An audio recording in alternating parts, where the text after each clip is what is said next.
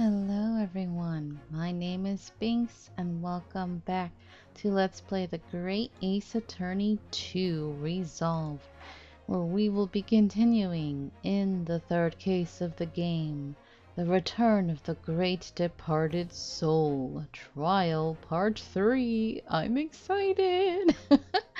Yes, I'm still on my hiatus. Which unfortunately will be extended. I was hoping to come back the first week of October, but unfortunately, probably it's going to be extended. I don't know. We'll see. Because it turns out that my relatives last minute decided to say, hey, they were actually supposed to be coming here as I'm recording this. They were supposed to come the second week of September. And then they were like, oh, some stuff happened, so we're pushing it back. And they're coming now the third week of September, and then they're leaving like the second week of October. So it's like, oh, they've really screwed up everything. I mean, the good thing is it gave us more time to, finish my move upstairs and everything. So that helped a little. The bad thing is now they kind of extended their stay, so they'll be here a little longer. So uh, pros and cons. And in the meantime, my right hand, has gone downhill. So I'm actually not working right now. I requested FMLA, which is like family medical leave or whatever. So I'm in the process of going through a lot of medical stuff, trying to get cleared for that. Hopefully they will approve that and not be a-holes and be like, no, you can't. It's a lot of hoops I have to jump through to get approval for that. So, yeah, it's hard to move and do all of that. But hey, I've been complaining about my hand for quite a while. I had like numbness and tingling and stuff going on. That's why I wasn't able to continue the LP I started of, what was it, trauma center or whatever. Um, and now finally my right hand just was like, no, can't. The pain was so much. I was like, nope, I can't even use a mouse. Can't even type. Right now, I think it's okay enough for me to do one episode. At least this mouse, I'm just clicking and stuff. Like compared to like 8 hours of using a mouse, I can record an hour, or whatever. Yeah. I'm hoping this is not something that needs surgery, because that would really suck.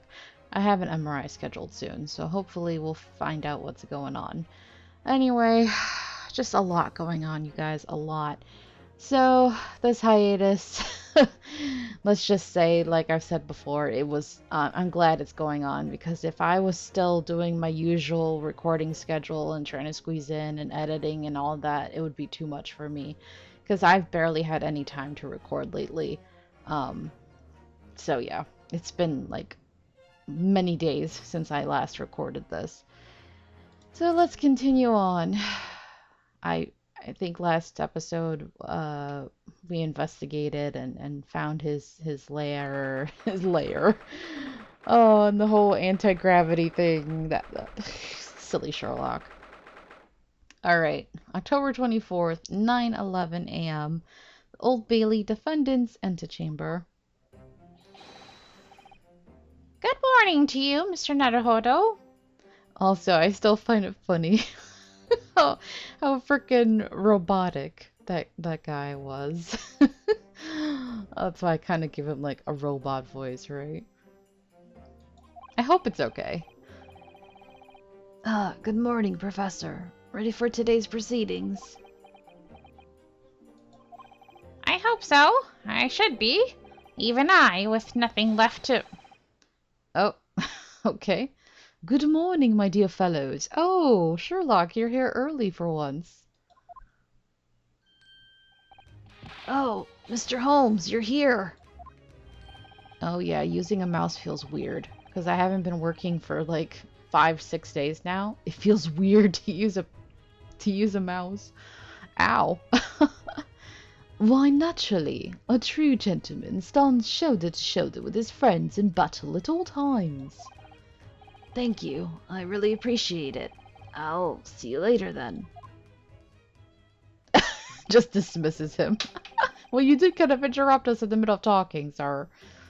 Now, Professor, we really need you to remain calm in the courtroom today. Yes, do try your hardest not to enter the witness stand uninvited again. Yes, I will. I realize it was a mistake, but I... Okay. My dear fellows, I must interject. Again. Oh, you're still here, Mr. Holmes. What's the matter? It's like, how dare you ignore me? Oh my gosh. Surely you've overlooked some praise, have you not, to be cast in my direction, Have you not noticed that I made it here early, and I did not have to be awoken, and, you know, I'm here to actually support you for once, you know? You want to be praised for this? Wow. Needy. He's so needy. He likes attention, you know? Sorry, I don't follow. You want a pat on the head or something? Must I spell it out? I, the great Sherlock Holmes, the greatest detective of worldwide acclamation, arose at some ungodly hour to be here now, first thing in the morning. A miracle, you must agree. I mean, I feel you, bro. I used to be like that. Like, it used to be like the most biggest of struggles. I've become more of a morning person now, ever since I have a better routine and all of that. But I will say, on days like when I have to get up extra early for stuff, my anxiety, oh, it kills me. Like days like I'm like, oh, I have to get up extra early, so I try to go to bed earlier and all of that, but my anxiety ruins my sleep. Oh, it's the worst.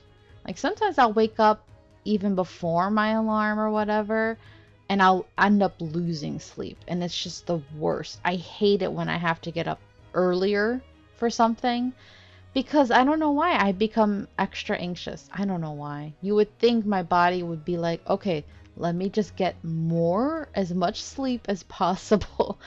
But just because I have to get up extra early for something, my body's like extra like, I gotta get up earlier. I need a little, you know, like it becomes super tense and like anxious about it. I don't know why. I hate it. I hate my body doing that to me. It does that every freaking time. And then if I get up to pee, like forget about it. If I get up to pee at like 5:30, that's it for me. My body's like, oh, you're gonna have to get up in 30 minutes and 40 minutes. Well, that's it for you. You're not going back to sleep. Oh, my body sucks, you guys. It betrays me. Oh, so you don't watch Sherlock? I kind of feel you, but at the same time, shut up. Well, if I must agree, then... As you know, my sleep is quite impregnable. Iris had to employ her full gamut of tactics. She pulled the covers off, shook me, poked both cheeks, punched me, and kicked me from the bed down. Then she poured a boiling cup of her latest experimental blend on my face, and at last I was bestirred. Wow, boiling? How is your face not burnt off, not melted, you know? Damn, son. Oh my, Iris has been busy. Iris doesn't have it in her to go that far. She's too nice. Ah, I sense the spirit of a fellow scientist, one who relishes the infinite possibilities of blending tea. I'm the one worthy of praise here, not Iris. This is my victory. Alright, who's this? Sorry to cut in. Oh, sorry to cut in. Oh, Inspector Gregson. Good morning. I love the sound effects for Sherlock. Hoo, ha, ha. It's so abrupt. Oh, Sherlock. Why? Why are you like this? Gregson, my dear fellow, why the grim expression at this delightfully early hour?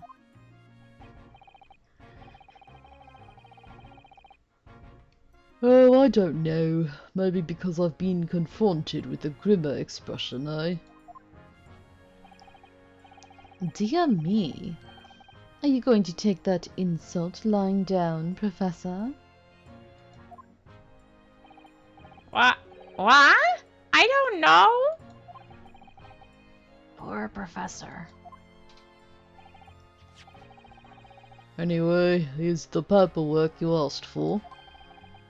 What paperwork?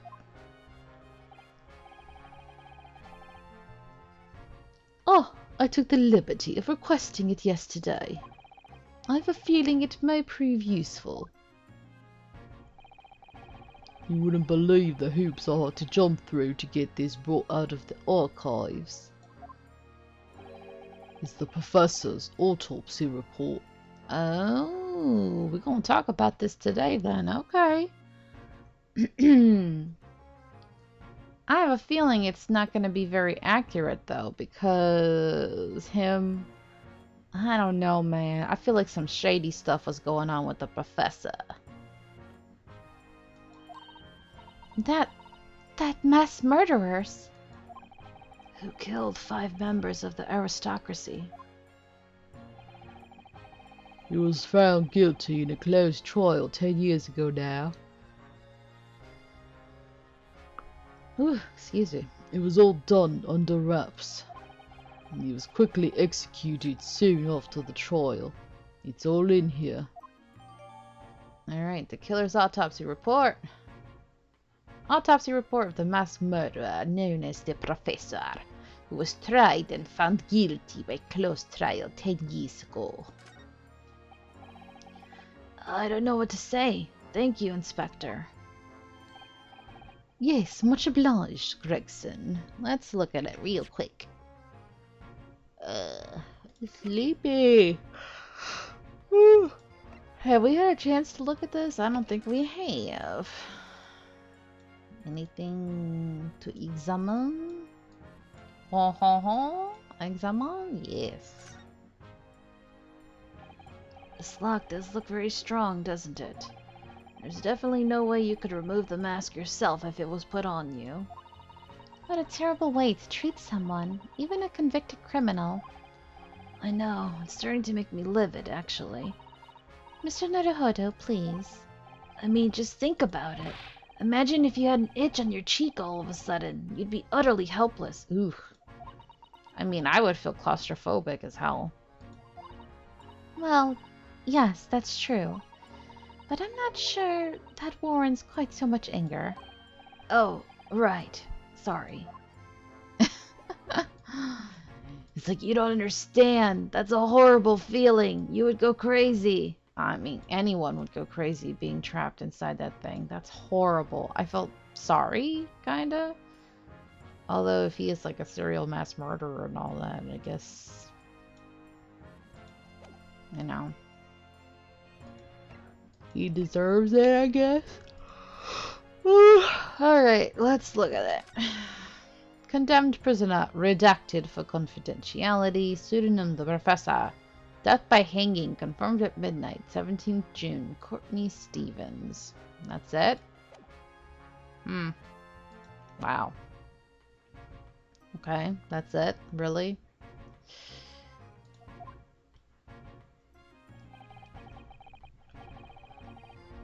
Us lowly lot at the yard are just doing what we can, in the shadow of the great detective Holmes, of course.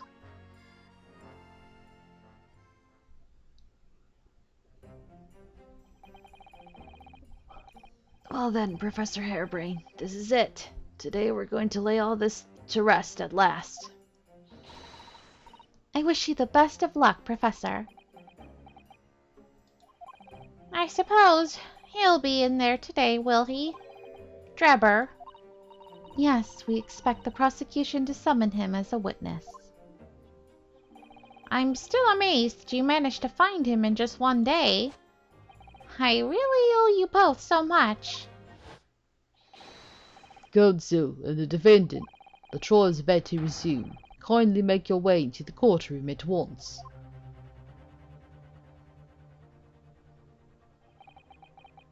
Oh my gosh, please stop yawning. Ugh, why? So annoying. Why do I always yawn when I record? I think it's because I don't get enough oxygen in this room. Well, once I move upstairs into my new office, hopefully there'll be more ventilation. This is it then. The final chapter. Funny, my heart's racing a little. I've not felt this before, actually. A strange foreboding. As if something's going to happen in this trial that I'm not ready for. And I can't let that distract me from the only thing that really matters. Finding the truth.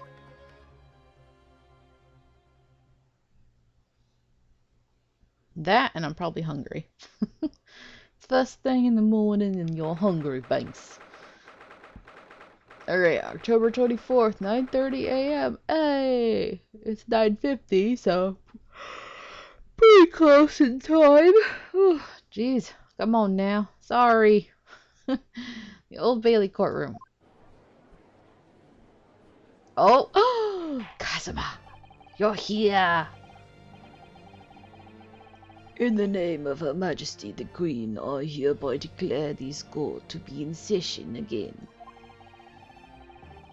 We resume the public hearing of Albert Harebrain, here present, who stands accused of murder. Are the counsels for the prosecution and defense ready to proceed? That looks so weird to see someone next to him. It's so strange. Oh, Kazuma! My beloved! Well, Naruhodo's beloved. We need to save you. We need to help your memory come back. The prosecution is ready, my lord.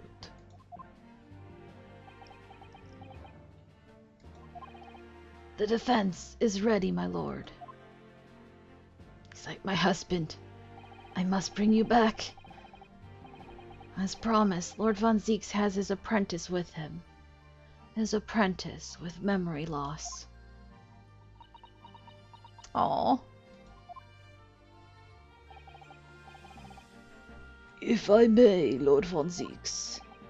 Yes, my lord. There appears to be someone standing at your side. Are you still gonna do all your outrageous throwing bottles and stuff while this poor man is right next to you?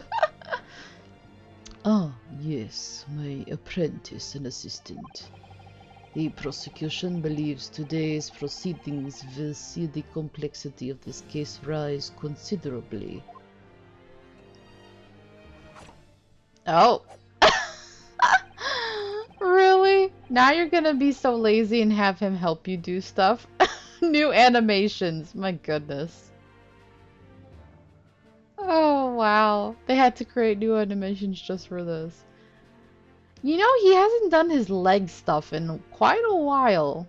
He's always doing, like, the chalice and all this other... I feel like he stopped doing the leg. I don't think he's done it in this game, has he? He only did it in the first game. Maybe he's calmed down and they're like, you don't need to do the leg thing anymore. I don't remember seeing him do it since we started this game, the second game. They're like, we don't need to do the leg. Even though it was kind of funny, it was a little too extra, right? I therefore instructed my assistant to attend to ensure the smooth running of the trial. And the smooth running of liquid refreshments, by the look of it. The way he holds himself. The way he moves. I mean, he just used his sword very elegantly. It couldn't be anyone else. But he's still suffering from amnesia, so there's really nothing we can do at the moment. I know, but... Oh, this is so very hard. Aww. It would appear the prosecution has done a fine job in responding to the demands of the court made yesterday. I understand you have successfully secured the engineer who disappeared from the scene on the day in question. Hey, that was thanks to us, okay? We should get frickin' credit for that. That makes me mad. Yes, my lord. I intend to call him as a witness shortly. Very good, very good. Now then, ladies and gentlemen of the jury, you have been chosen at random to represent the will of the people in this courtroom today. Are you ready and willing to proceed? Oh no. I don't remember. It's been a while. Oh no, I forgot. I should have reviewed and checked the voices I gave these people. Dang nabbit Binks. Oh, too many people to voice. Ugh. Of course, my lord, I'm sure we all understand the importance of doing our civic duty. Didn't I give her like a southern belle? I do so despise deception and deceit. I find it so very wearing. I mean, that's kind of what she looks like, right? To take a man's life with a conjuring trick, it is against the magician's code, not to mention the law. Any fake scientist should feel the wrath of God, if you ask me. We have to listen to a side on both sides, defense and 2 on 1. That's it, isn't it? Wasn't like this in my day. Wasn't like this at all. I don't remember. I don't know. Whatever. Oh, I don't know, y'all. I don't know. If all parties are ready to proceed, you may begin, Lord Von Zieks. Before I do, my lord, there is a report I must read to the court.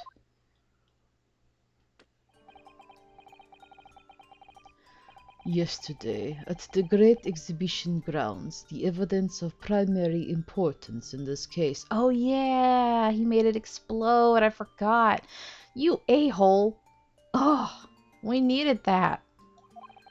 The super high voltage instantaneous kinesis machine, which was installed on the experimentation stage, was deliberately destroyed in an explosion effected by an unknown person or persons. It was what? An explosion? This is an outrage.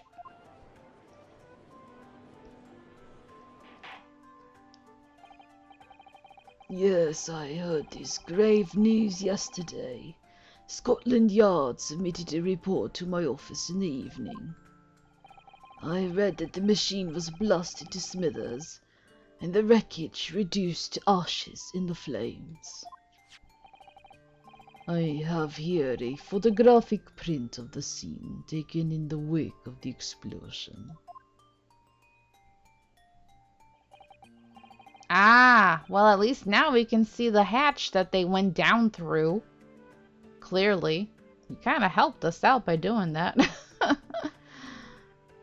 It shows what little remains of the machine. Yes, a terrible business. He did it to destroy the evidence, did he? That Enoch Trevor. The court will take this print as evidence, counsel. Post-explosion photograph. Photographic print of the experimentation stage after it was completely leveled by a time bomb. The metal floor of the stage has been blown open by the explosion. Yeah. Alright, alright. Late yesterday afternoon, the protection afforded to the machine by the Special Dispensation for Scientific Equipment Act was revoked. However, before a thorough investigation could begin, the invention was obliterated from existence. As such, this will become a very different trial.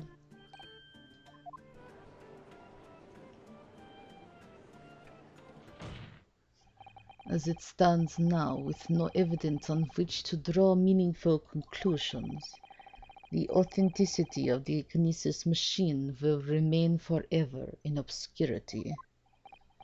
Indeed. Well, I mean, we could at least, like, kind of draw conclusions from the prototype, can't we? Because we did find the one in his lair, his I forgot the word for it, his workspace, his workshop. Indeed, a most unfortunate state of affairs. However, one thing remains clear. The victim's death was the result of the actions of the accused. Of that we can be certain. For it was the accused himself who was operating the machine and who ultimately caused its loss of control. As Lord Von Zieks rightly says, this is a very different trial now. The accused accepts responsibility for his part in the events that transpired. He acknowledges that Mr. Asman died as a result of the accident caused by his machine's malfunction. However, unbeknownst to the professor, he was being deliberately deceived by a pair of very clever fraudsters. Names, Counsel, if you please. The engineer, Mr. Enoch Drebber, and the victim himself, Mr. Odie Asman. Instead of odious man. So, what exactly were these two men up to behind the defendant's back? The defense intends to expose that information, thus establishing the unequivocal innocence of the defendant. I wish they would show, like, a quick pan to Kazuma, to the apprentice, just to see if there's any little, like, hint of recognition. I mean, maybe it's too soon, but, like, just to show, like, if any little recognition in him, just to see, you know? Like a little doki doki, maybe. Like, oh, he's pointing. Oh. Why does it feel familiar? Binks writing fan fiction in her heart already. Oh, I can't wait to read fan fiction. I can't wait. Oh, you know I'm gonna hit up fan fiction immediately as soon as I'm done with this game. Oh, so much glorious fan fiction. Yes, yes, yes. So much shipping. So much juicy, angsty shipping between them of of the soap opera trope is alive and well. Yes, amnesia. It's a good old trope for a reason, you know. Thank you, counsels. The positions of the prosecution and defense have been clearly stated. Oh, my hand. Oh, my arm. I have only been recording for 27 or 20 something minutes, and it's hurting. Ooh, boy. This is why I cannot work. And if they don't believe me, they are a-holes. I tell you, the man, they will make you work even if you are in like the worst condition. They are evil. They are evil. They want you to be like, unless you're like bleeding or like, unless something is literally broken and actually needs surgery, then they're like, nah, you can go to PT, physical therapy. You can just take painkillers. You can keep working, That's how they feel. That's how they think, y'all. Just beware. That's how they be. Ugh. Unless your hand is literally about to fall off, they don't care. Ugh, I'm so bitter. I'm so bitter.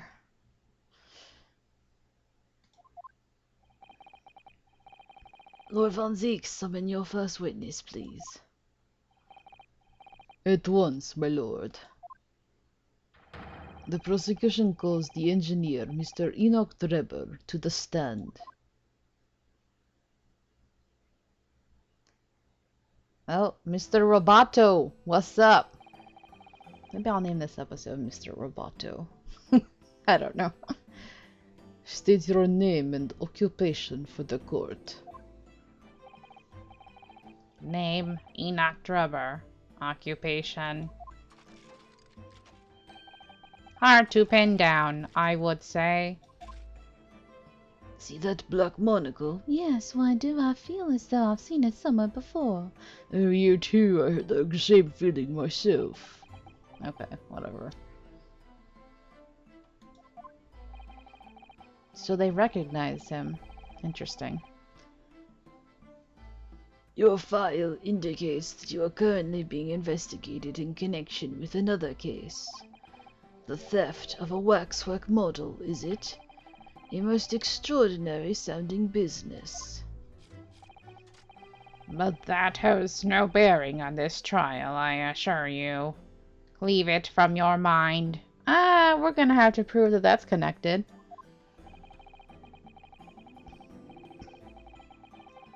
You are familiar with the public experiment carried out at the Great Exhibition some days ago?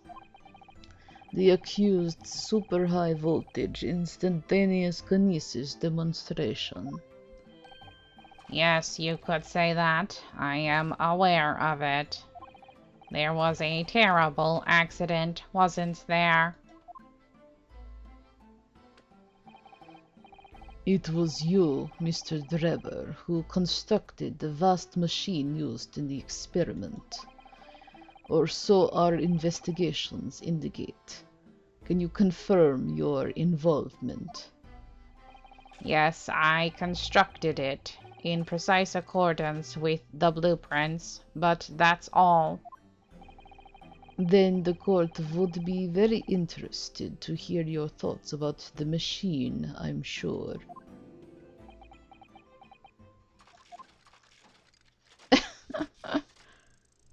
Alright. I'm gonna have some smooth moves again.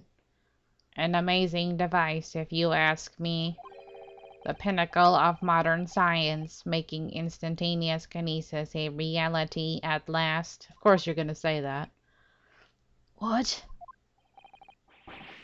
Good gracious, do you mean to say that the experiment was bona fide? Is that your belief, sir? Yes, that is very much my belief. Such a waste that it blew up. Nah, you liar.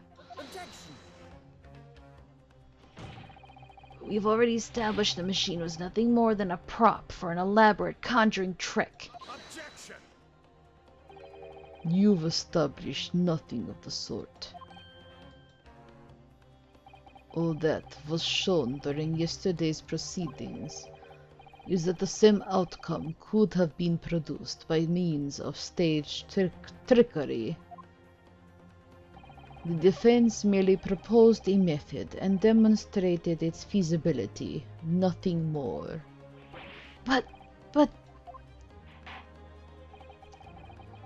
We've procrastinated long enough, I feel. Witness, you will now give your formal testimony about the machine that you constructed for the purpose of the demonstration at the Great Exhibition. Understood.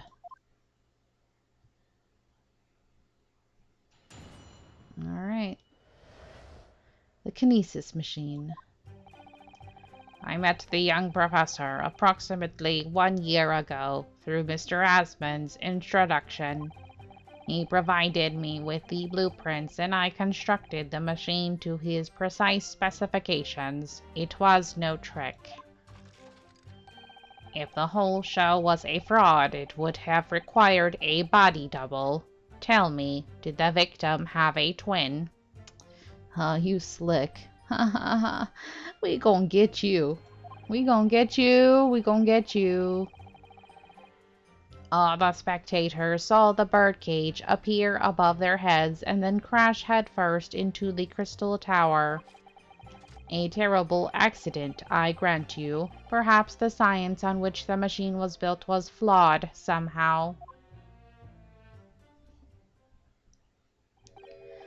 A body double? Oh, come on. Why are you so, shocked? We kind of know about this already. The waxwork figure, come on.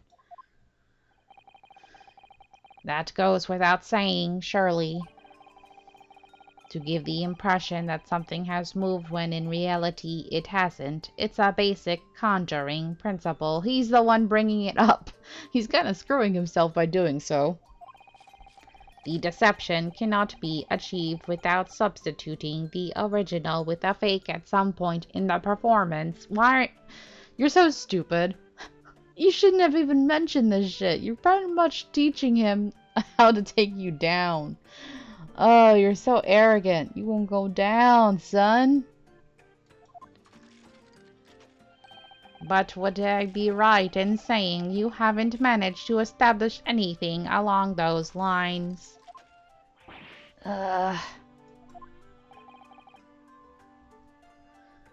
Incidentally, the prosecution has already confirmed that Mr. Asman had no twin siblings. It's my understanding that these witnesses well versed in conjuring artfulness. But such talents do not indicate that he was actually able to accomplish what he claims. Namely, the construction of what by all accounts must have been an extremely complex scientific machine. Whatever do you mean? Yesterday's proceedings brought the true nature of your past exploits to light, Mr. Jabba. Hey, you go, Judge. You call him out. Indeed it did, my lord. As a swindler who preys on innocent scientists to elicit government grant money through conjuring know-how. Yes, it's true that I possess considerable knowledge of stage magic. But crucially, my scientific knowledge more than matches that of any academic in the field. Investigation of the witness's workshop attests to that claim, my lord. As evidence, the police found this Royal Society trophy for young talent in science there. Yes, that's true. We spotted it there ourselves. If a hypothesis is sound, it can always be forged into a physical manifestation with sufficient skill. Though I may have sold the secrets of some deceptive wiles to sniveling, talentless scientists in the past. Would you therefore assert that the explosion of the machine was an unfortunate accident, or, of course, a deliberate act of murder carried out by misuse of the science? You jerk.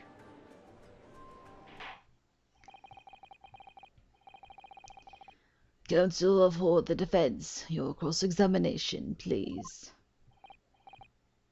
Yes, my lord. The little smug smirk he's doing all the time really gets me going. Oh, I was wondering if you were going to be a sympathetic guy, but you sure ain't. All right, let's go.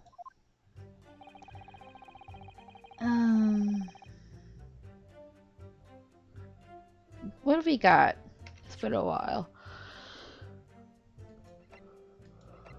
What have we got? What have we got? No.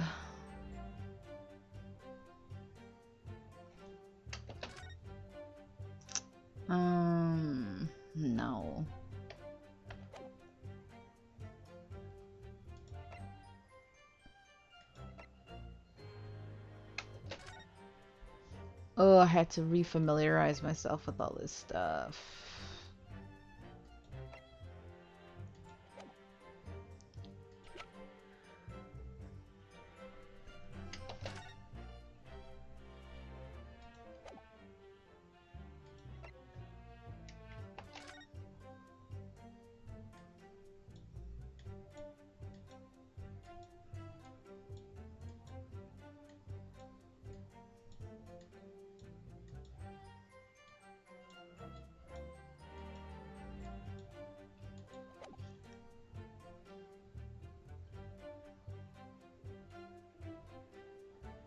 One cage that was used for demonstration crashed down with the victim inside, damage to its base.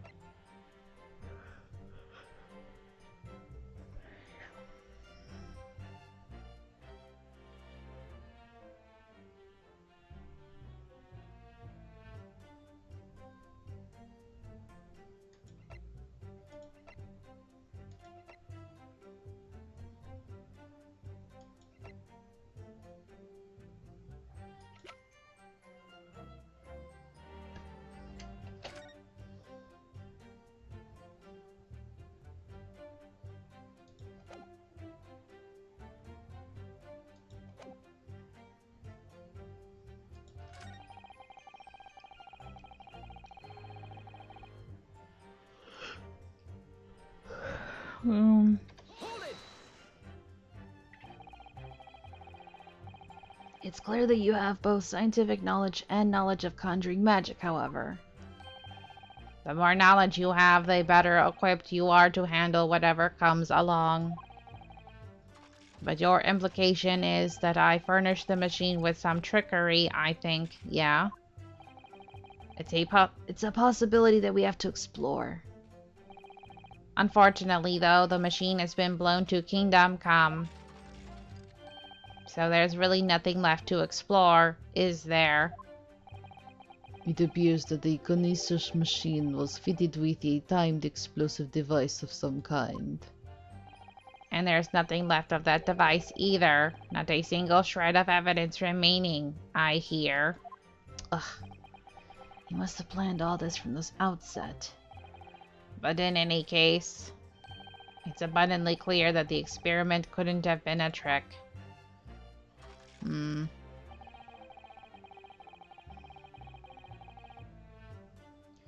We can't just present anything about the waxwork?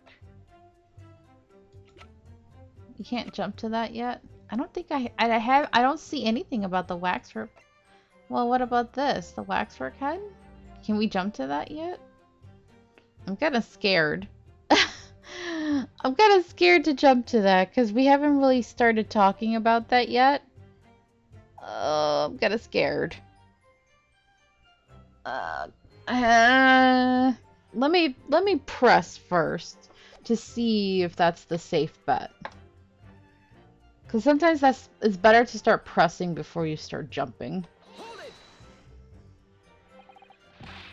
Of course, that's it. Mr. Asmund was a twin.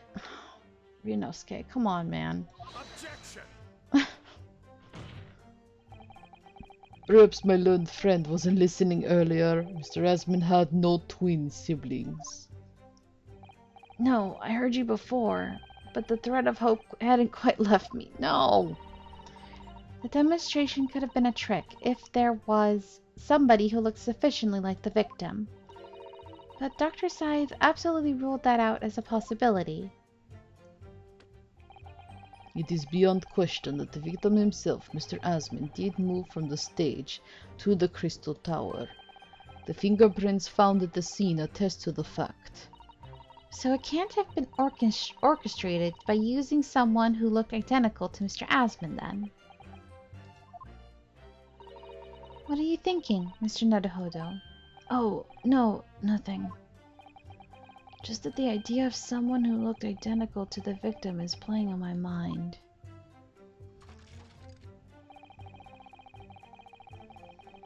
So he is thinking about it. But the problem is that because the waxwork head has a mask on it, I don't know if we can just jump to that, you know? Shoot. Is there anything else I can do here?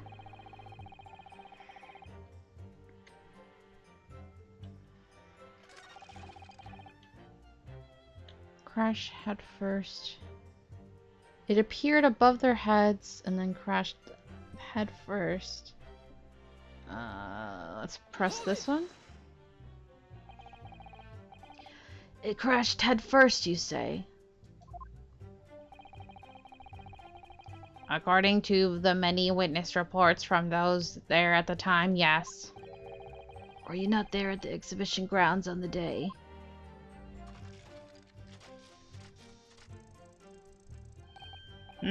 Unlikely. I rarely leave my workshop. Yet another of your unique inventions was found at the scene. Yeah.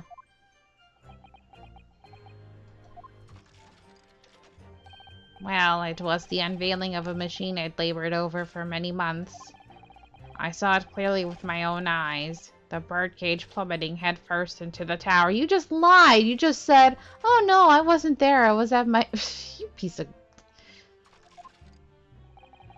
What a surprise. I believe the victim's neck was broken from the headlong fall, wasn't it? How would you have come by that information? Even an infernal recluse like me reads the newspapers, you know. According to the reports, 2 injuries were apparent in the victim's body. Yes, he'd been stabbed in the chest by a screwdriver believed to belong to the defendant. And he had a broken vertebra as a result of a fall from a considerable height. Correct. My learned friend has been doing his research, it seems. Why would you stab someone after their neck was already broken? That's the other part that's like, why? That doesn't make any sense. That's like killing them twice. Do we know which injury was the fatal one? Sadly not. Forensic science is not yet at a level where such things can be determined. What we do know is that the victim died having sustained both injuries at some point during the experiment. And since he was found in the birdcage with his neck broken... It's obvious that he fell from a considerable height. I suppose that's hard to deny. That was kind of sus. How at first he was like, oh no, I was at my workshop. And then when we called him out about the crossbow, then he was like, oh no, I was there. I saw it with my own eyes. I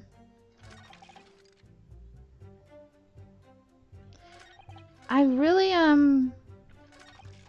want to do the body double thing, but I'm kind of iffy about the waxwork figure, only because it has a helmet on it, so we can't say it looks like him. You know what I mean?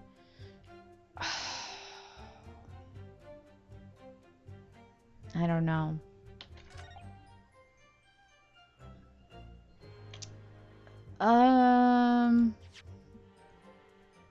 The way he acted here.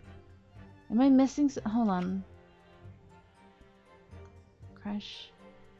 Was it this?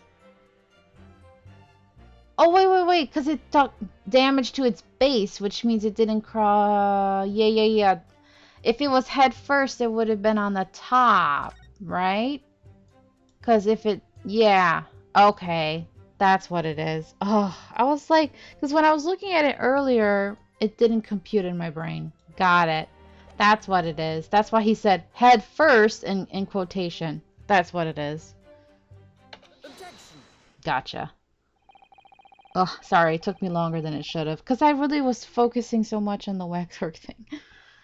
We've examined the birdcage that crashed into the Crystal Tower ourselves. As you can see, the cage, which is a wooden construction, has sustained damage in one particular spot. Following the explosion, it fell some 30 feet into the glass of the Crystal Tower.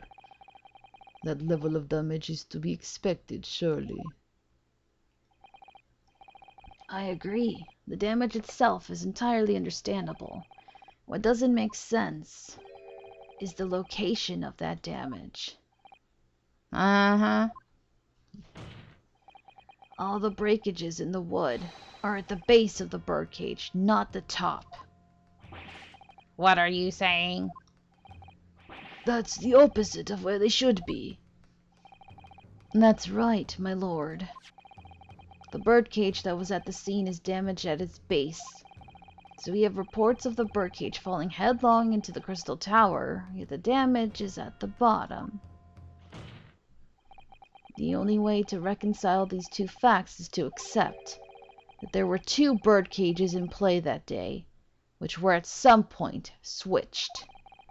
Switched during what wasn't a scientific experiment at all, but an elaborate piece of stage trickery. Yeah. Ah! Good gracious. Explain yourself, witness. Well, If we examine the facts, there's only one logical conclusion we can draw.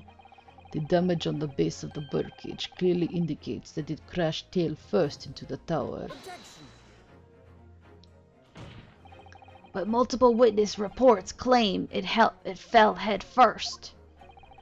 The birdcage materialized in the sky next to a balloon flying over the stage, following a spontaneous explosion at an altitude of some 60 feet above ground level. Which is approximately 18 meters. It then proceeded to fall some 30 feet into the crystal tower in the ensuing deflagration. Witness reports amid such chaos are notoriously unreliable. Objection. But the victim's neck was broken. Objection. He plummeted 30 feet inside the heavy wooden cage. However he fell, it would be unsurprising to find one or two of his vertebrae crushed.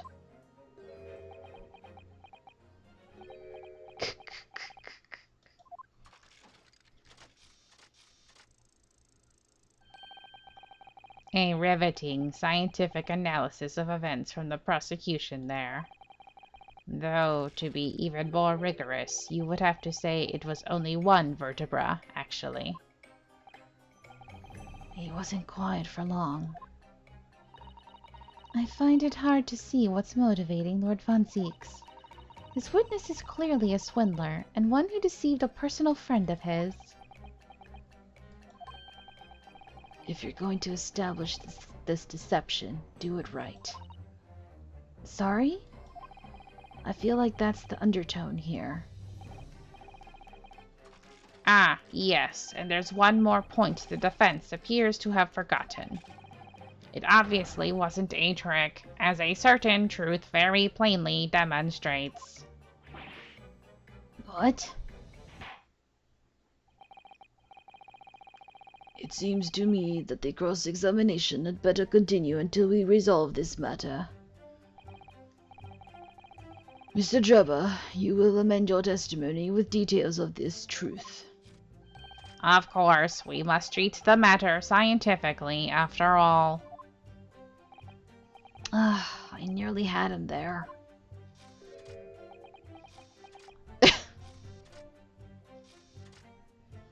Alright. The kinesis clearly took place because there's nowhere else 30 feet high for the birdcage to have fallen from.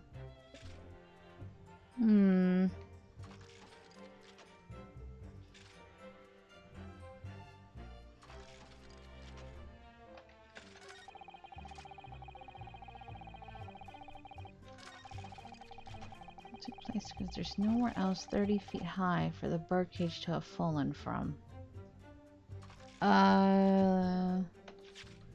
Where else could it have fallen from? Is there somewhere else? I mean, there's a lot of tall structures here, right?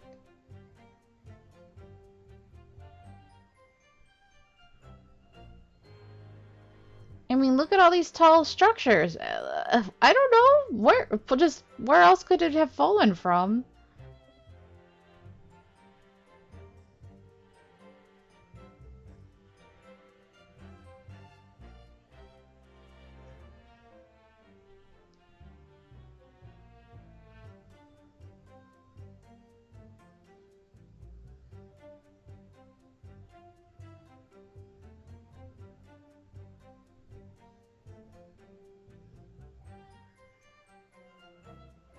I mean, where was it? It was in the stage on the left, right? That's where it was on the actual stage.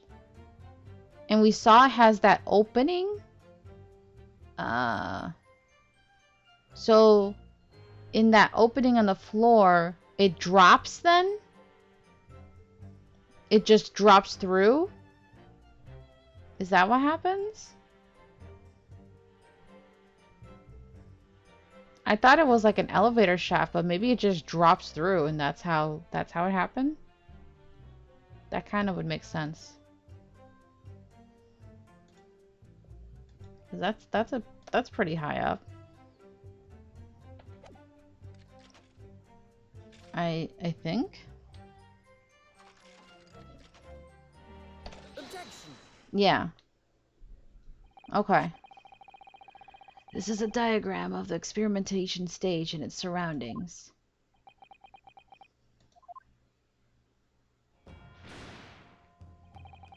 We know that somehow the birdcage appeared in midair before falling down into the crystal tower. Yeah. A fall of about 30 feet, or 9 meters. However, if you examine the diagram carefully, you'll see that there is one other possible location from which the birdcage could have fallen. The same distance of 30 feet. No. I love that pose he does. Yeah, 30 feet is actually, I mean, it's a lot, but it's not that much. Well, it appears the defense has a possible explanation to put it forward. Go ahead, counsel. Yes, my lord, of course. You will indicate Oh no, they're gonna make me do it. You will indicate the place to which you are referring on the same diagram. The alternative location from which the birdcage could possibly have fallen the requisite 30 feet. Where?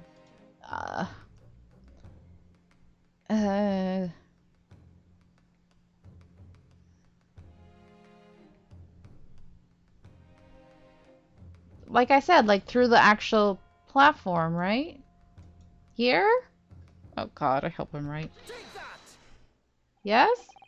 The place I'm referring to is here. Yeah? But that's where the birdcage would have been to begin with. Yeah. Okay, it just fell through. Yeah, I'm good. Okay. Which is exactly the point, my lord. Yes, the birdcage was in the machine on the stage. But what we must also consider is the height of the stage itself. Go on, counsel. It turns out that the experimentation stage was built at a considerable height above ground level. Yes, it was. If you look at the diagram, in fact, you'll see it's at about the same height above the ground as the balloon was above the crash site. Mm-hmm.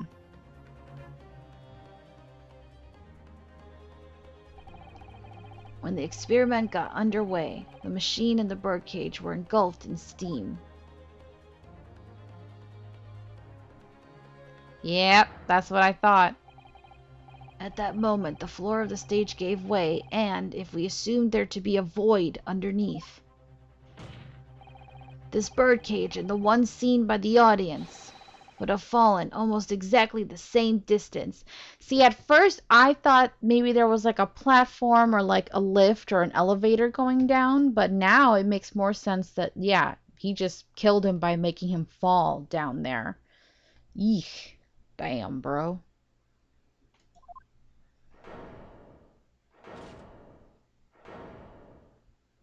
But how did he transport him all the way over? That's the only part I don't really get. Once again, my lord, this all points to the fact that there was not one birdcage, but two. Objection!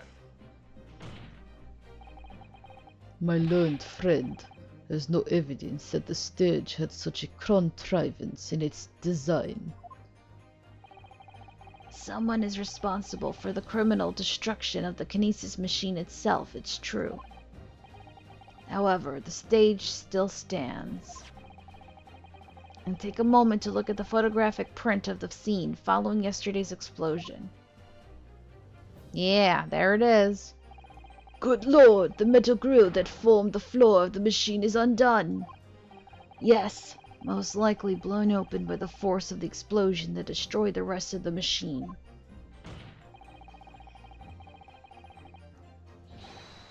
The defense calls for the space below the stage to be investigated immediately. Nice. Mr. Drebber, it was you who built the kinesis machine, which means that it was you who built the two bird cages that were used to carry out this deception.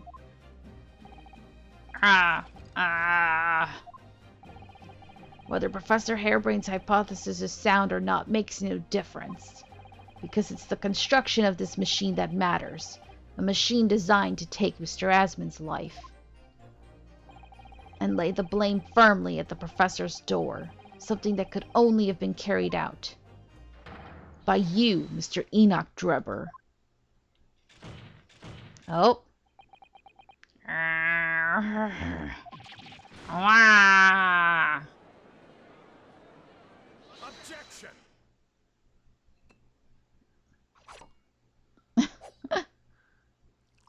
You gonna throw it? If my learned friend has reached the end of his wild assertions. Nope, crush it. The prosecution would like to crush the defense's argument slowly, but surely. Drama! He's so dramatic.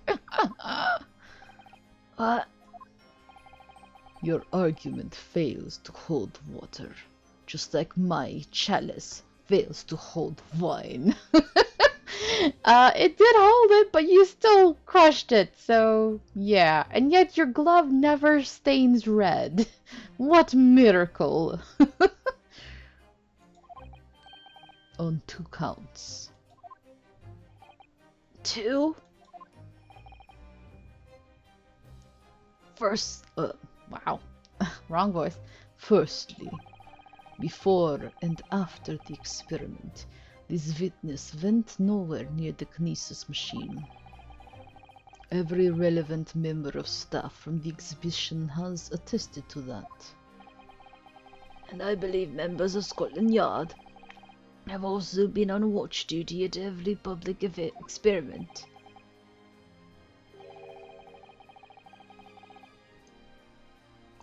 In other words, Mr. Drebber had no opportunity to switch the alleged pair of bird cages. Objection. But I've already explained why he wouldn't have needed to. The nonsense with the crossbow. That doesn't bolster your case at all. The man who disappeared from the stage and the man who crashed into the tower are one and the same. The forensic investigation team's report is unequivocal on that point. Does he have... Okay. This is the first time it's coming into my mind. Does he have an accomplice? Because at this, that's why I'm starting to think, because now I'm like, yeah, he had him fall all the way down there, but then how did he pull off the switch with the body, right? That's the part I've been trying to figure out, because after everything that happened and the timing with the, and then the waxwork figure and covering up like autopsy reports and everything, I can't help but to be suspicious of what's her name, Dr. Scythe, Courtney or whatever. I feel like, and then he just mentioned the forensic investigation team. I think she's in on it. I think they're working together. Does he have something on her? Are they working together? Does this have to do with like the professor's case? Because the fact that Sherlock gave us the professor's autopsy report from back then, and that here, hold on.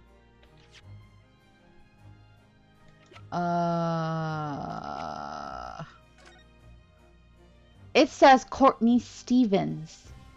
And I did notice that. That's a different last name than what she has now. Her name is Courtney Scythe, or Scythe, whatever, now. But it was Courtney Stevens. And she was the one who supposedly confirmed his death. And now she's a different name or whatever? This feels like a cover-up. This feels sus. This is all linked to the professor. Drebber was also linked to the professor. No. This feels shady. This feels sus. Too much sus things going on.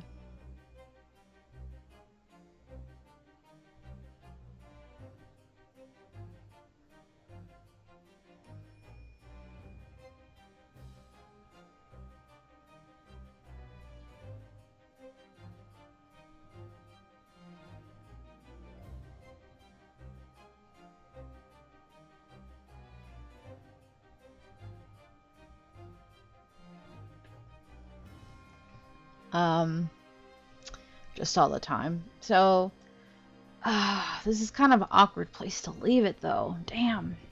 Let me go a couple more minutes until I can find a better place. I really need to end the episode. The forensic investigation team's report is unequivocal on that point. Ugh. And the second flaw in your assertion is a distinct lack of motive. Why would this man have wanted to take the victim's life? He had no reason to do so. We don't know that.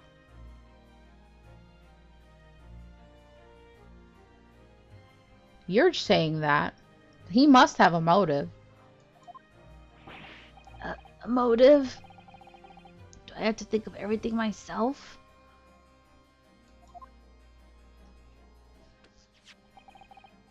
I have here a contract provided by the witness. What contract is this, Lord Von Zix?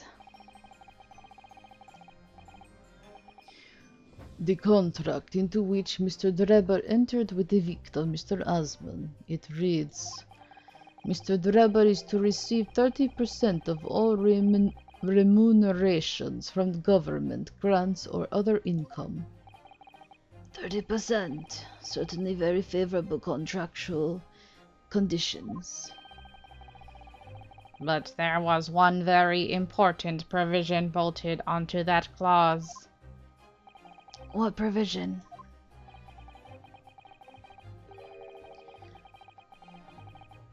Mr. Drebber may only uphold this right on condition that both contracting parties are alive. Uh-oh. In other words, if either of us were to die, the contract would become null and void. Unless you wanted revenge no matter what, so you really didn't care about the money. I'm pretty sure that's it. So you see, I had nothing to gain from Mr. Asman's death. The diametric opposite, in fact.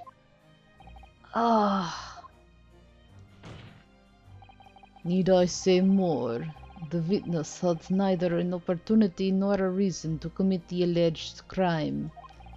In short, the possibility of Mr. Drebber having done as you suggest is nil. Whoa. Dang. Okay. I am more convinced. I really think he has an accomplice, you guys. Alright, I have to stop here. I'm surprised. The idea did kind of pop into my head, like, briefly before, but I'm more convinced now. Alright, well, thank you guys so much for watching. I hope you're enjoying this. This was a long episode for my wrist, but it was pretty good. Pretty good episode. Alright, so until next time, have a nice day. Bye-bye.